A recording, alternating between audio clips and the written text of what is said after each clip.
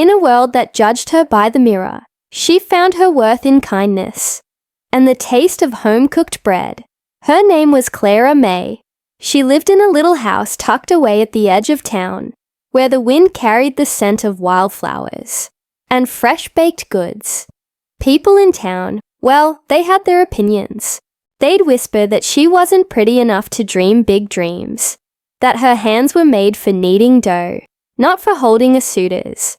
But her biscuits, they could make a broken heart believe in heaven again. Her pies could soothe the weary soul of any traveler who happened by.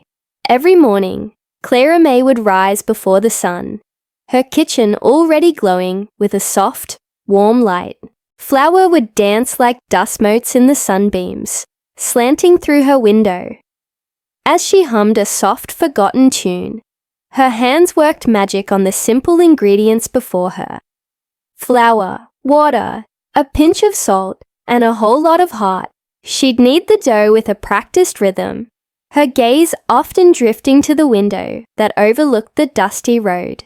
She'd watch the ranchers pass by on their horses, their silhouettes stark against the rising sun. They were strong, hard-working men, weathered by the sun and the land.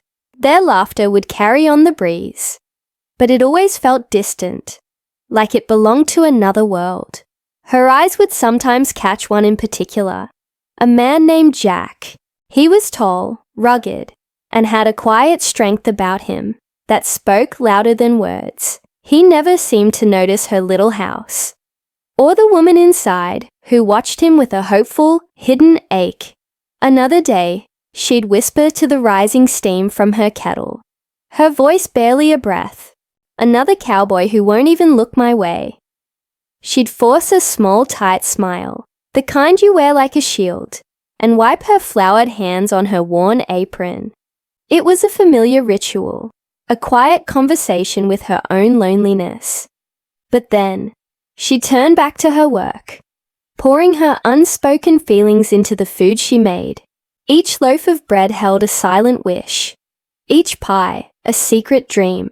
Because in her kitchen, she wasn't just Clara Mae, the plain girl from the edge of town. She was a creator, a nurturer, an artist whose medium was comfort and whose masterpiece was a perfectly flaky crust. One particularly hot afternoon, as the sun beat down on the parched earth, a sound broke the sleepy quiet, the distinct nicker of a horse, right outside her door. Clara Mae froze, her hands hovering over a lattice-top apple pie. Then, a deep voice, rough around the edges, like worn leather, called out, "Ma'am, you got any of those pies left? Smelled 'em all the way from the fence line." It was him, Rancher Jack. He was leaning against her porch railing, his horse tied loosely to the post. Clara, startled, dropped her pastry cutter with a clatter. A nervous laugh escaped her. "You must have a strong nose, mister," she called back, her heart thumping a frantic rhythm against her ribs. He pushed off the railing and walked toward her open door, a slow, deliberate stride that spoke of a man who was never in a hurry. "Strong hunger, actually," he corrected, a hint of a smile playing on his lips. As he stepped into the shade of her porch, he removed his dusty hat, revealing a tangle of sun-streaked hair and eyes the color of the summer sky. And for the first time, their eyes met, his, full of a raw, world-weary roughness, hers, filled with a surprising, gentle warmth. In that moment, the world outside her kitchen seemed to fall away, leaving only the charged silence between them. She invited him in, her hands trembling slightly as she gestured toward the small wooden table. She cut him a generous slice of the apple pie he'd smelled, the steam rising from it, carrying the scent of cinnamon and cloves. He sat down, his large frame making the simple chair look small, and took a bite.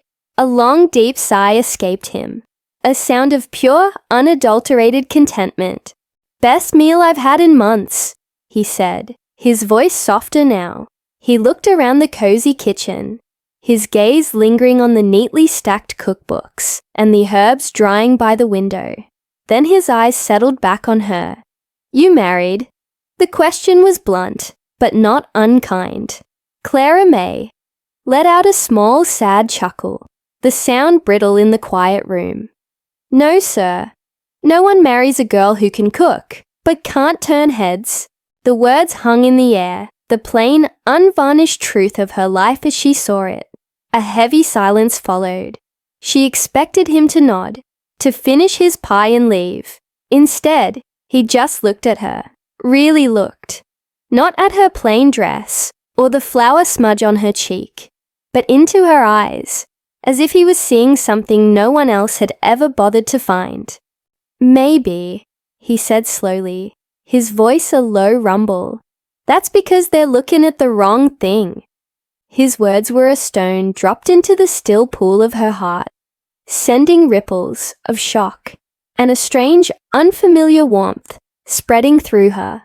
She couldn't think of a single thing to say. He finished his pie, pushed his chair back, and stood to leave. He placed a few coins on the table, more than enough to pay for the slice. At the door, he put his hat back on, tipping the brim in a gesture of respect. "Thank you for the pie, Clara Mae." He knew her name. The thought made her breath catch. He turned to go, but then he hesitated. He glanced back, just once, and that same quiet smile touched his lips again. It wasn't a look of pity or simple gratitude for a meal.